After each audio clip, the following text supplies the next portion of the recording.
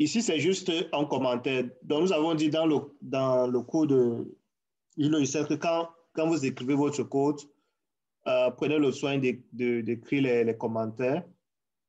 Les paramètres de votre fonction doivent être représentés par arrobas parent et puis vous donnez le retour de votre fonction en mettant $return. Donc, pour chaque langage de programmation, il y a en fait il y a ces conventions-là qu'il faut respecter.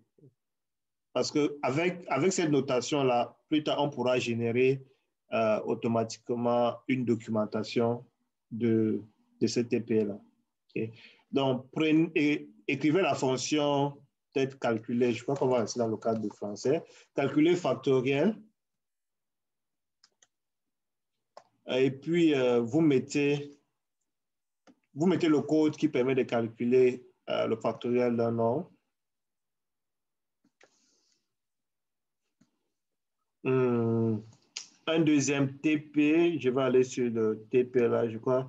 Il y a un TP qui consiste à écrire un nombre et qui calcule la somme des entiers jusqu'à ce nombre. OK. Donc, ça, c'est...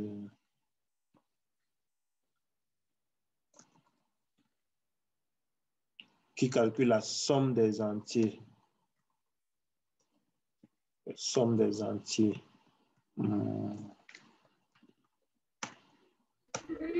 C'est revenu une fois. Ah, maintenant, je me suis connecté sur Stéphane. Ouais. Vous dites quoi?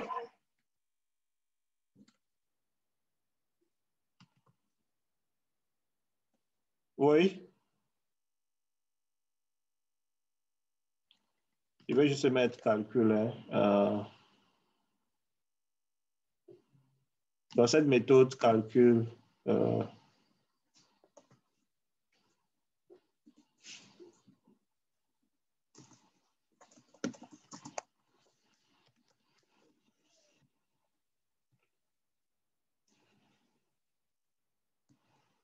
J'ai des problèmes avec eux.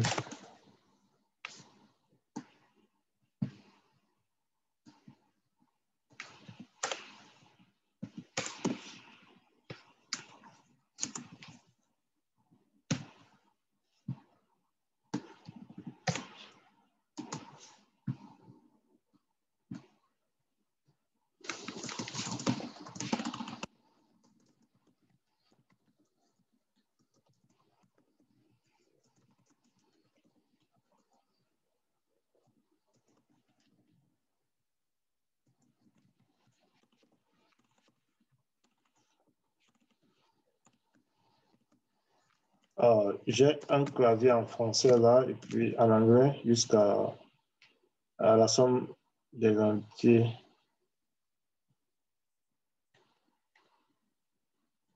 Des entiers jusqu'à n. OK, donc c'est une fonction qui doit retourner la somme des entiers jusqu'à n. Là, nous allons dire int allant de 1 et puis int i qui est inférieur à n et puis i plus plus, comme c'est la somme des entiers. Par exemple, si la personne entre le nombre 5,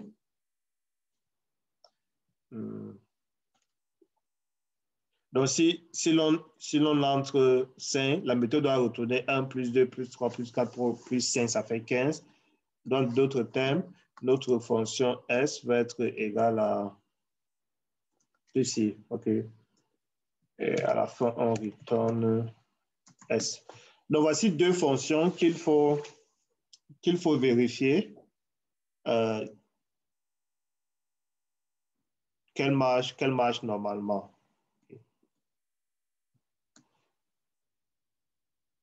Donc, je vous donne quelques minutes pour reproduire ces fonctions-là.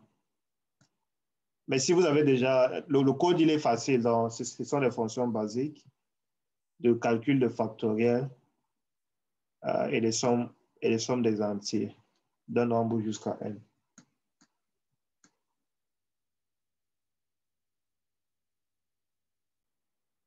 Donc, rassurez-vous d'avoir importé les dépendances, que ces dépendances marchent.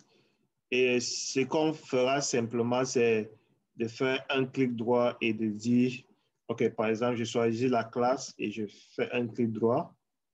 Je demande de créer un JUnit test à partir de ma classe.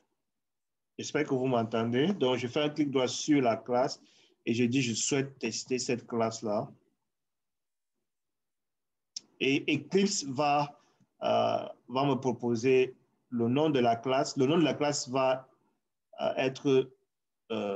contient le nom de la classe qu'on souhaite tester, suivi du mot test.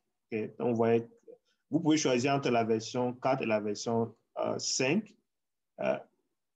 JUnit Jupyter correspond à la version 5 de JUnit.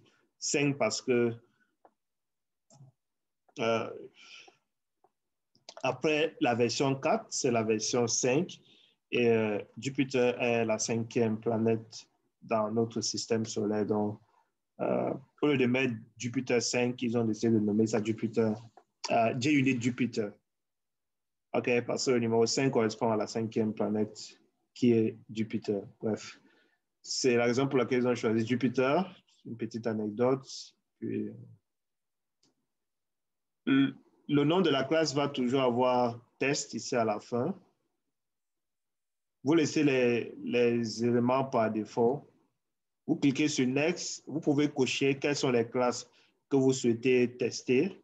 Ce sont peut-être les calculs factoriels et puis somme des factoriels. Et puis, vous mettez Finish.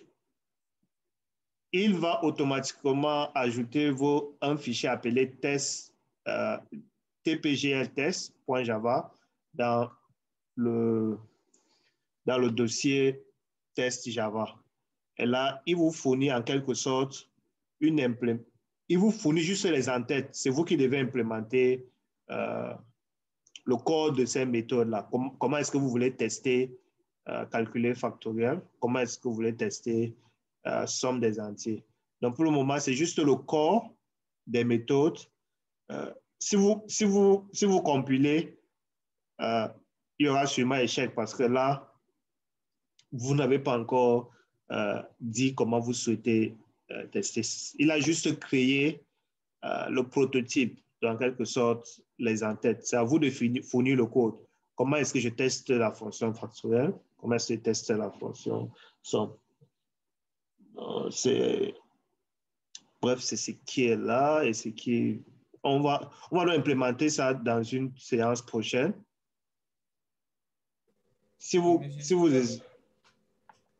Oui? Vous pouvez encore montrer un peu le code là, monsieur? Juste pour 2 secondes. Lequel? Le code de Java, le code C? Oui, monsieur. Oui, monsieur. Dans la deuxième partie là.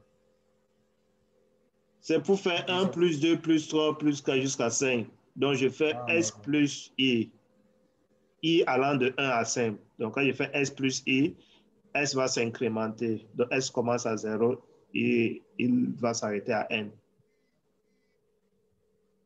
Ok, monsieur, j'ai fini. Ça donne la même chose que vous. Donc, vous faites un clic droit. Qu'est-ce qui donne la même chose? Ça donne la même chose, monsieur. Le clic droit et puis le test là, monsieur.